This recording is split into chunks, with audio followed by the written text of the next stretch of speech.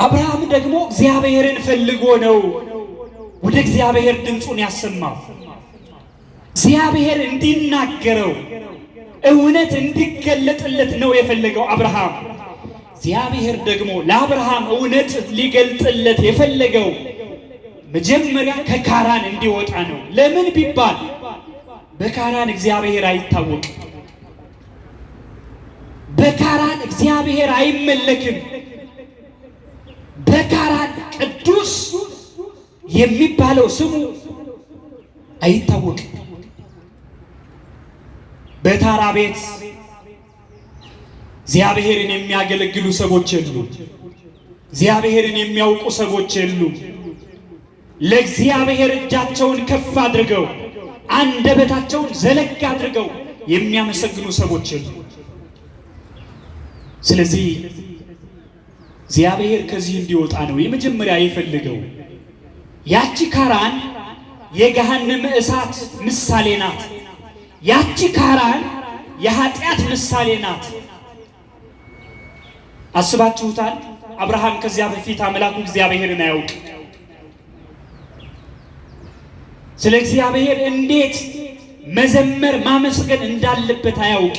የትኛውን መስዋዕት ማቅረብ እንዳለበት አያውቅ። ስለዚህ እግዚአብሔር መጀመሪያ የፈለገው እግዚአብሔር ወደሚታወቅባት ወደ ከነዓን አብርሃምን ማስገባት ነው። እግዚአብሔር የፈለገው እግዚአብሔር ወደሚመለክባት ወደዛች ወደ ቃል ኪዳኗ ምድር ወደ ከነዓን እንዲመለስ ነው የፈቀደው። ከቤተሰቡ ጣዖት አምላኪዎች ከሆኑ ከቤተሰቡ እንዲወጣ ነው እግዚአብሔር አብርሃምን የጠራው። ከዚህ እንዲለይ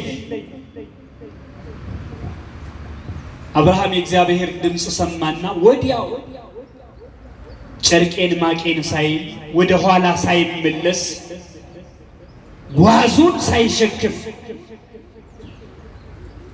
ወርቅ ሳይዝ ብር ሳይዝ ተነስቶ እግዚአብሔር ግባ ሂድ ወዳለው ቦታ ወደ ከነዓን ለመሄድ ተዘጋጀ። ምክንያቱም እግዚአብሔር የተስፋ ቃል ነግሮት ነበረ። ወደ ከነዓን ስትገባ የሚባርኩህን እባርካቸዋለሁ፣ የሚቀድሱህን እቀድሳቸዋለሁ፣ የሚቃወሙህን እቃወማቸዋለሁ የሚል ቃል ነግሮታል። ክርስቲያኖች ማን ነው እንደ አብርሃም እግዚአብሔር ሲጠራው አቤት ብሎ ቃሉን ሰምቶ እግዚአብሔር ወዳዘጋጀለት ቦታ ለመሄድ የተዘጋጀው? ዛሬም የእግዚአብሔር ድምፅ በመካከላችን በሁላችንም ፊት ይመጣል። በአብርሃማዊ መጠሪያ እየጠራ እንድንወጣ የሚያደርገን እግዚአብሔር ድምፅ አለ። ውጡ ይለናል። ከቤተሰቦቻችሁ ተለዩ፣ ከባልንጀሮቻችሁ ተነጥላችሁ። ባልንጀራችሁ ማለት የኃጢአት ባልንጀራችሁ፣ ቤተሰቦቻችሁ ማለት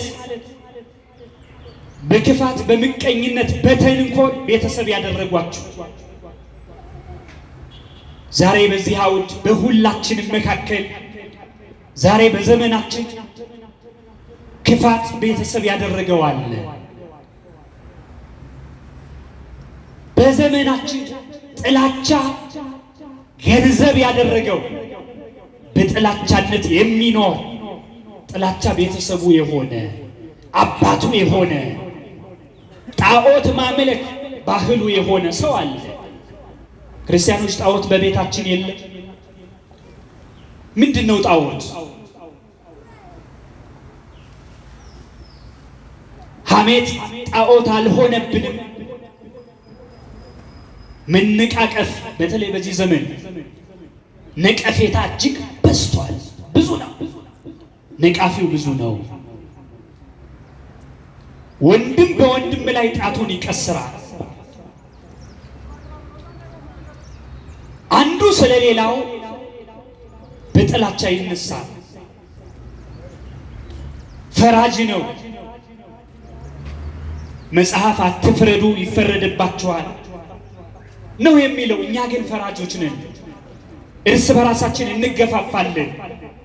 እንነቃቀፋለን።